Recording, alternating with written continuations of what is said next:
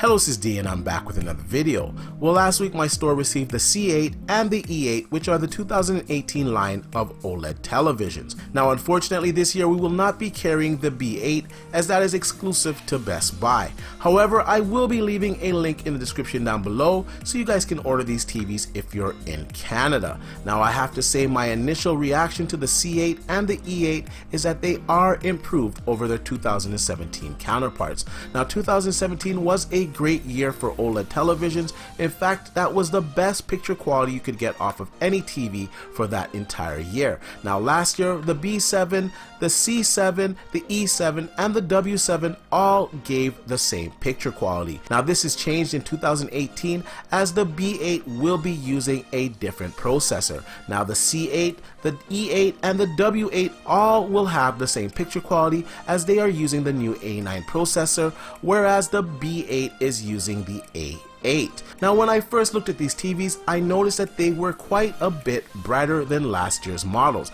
Now based off of other sites' tests, these TVs are 100 to 150 nits brighter, which will really show in HDR content. Now I have to say 2017 was a great year for OLED televisions, but there were some problems.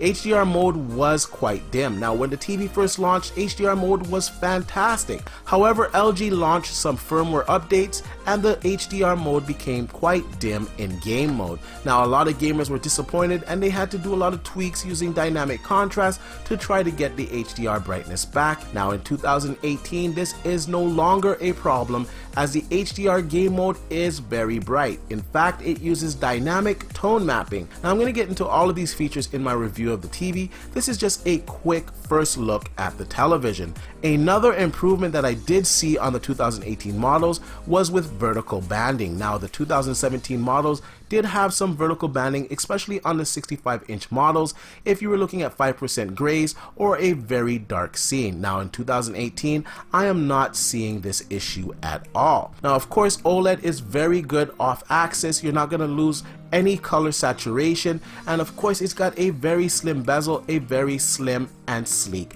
design. Now I'm really looking forward to comparing the C8 and the E8 against Samsung's Q9 television. Now of course the QLED gets very bright and a lot of people like the brightness that an LCD TV can offer. Now some think that OLED is not very bright at all. This is very far from the truth. Now of course you got the infinite contrast and the infinite blacks that an OLED can bring. Couple that with HDR, it looks fantastic on an OLED display. Now I can't wait to do my comparison, and I'm gonna say it's gonna roughly take place in about a week and a half from this video airing. Now I want to know what you guys think. Are you guys leaning towards the OLED televisions of 2018?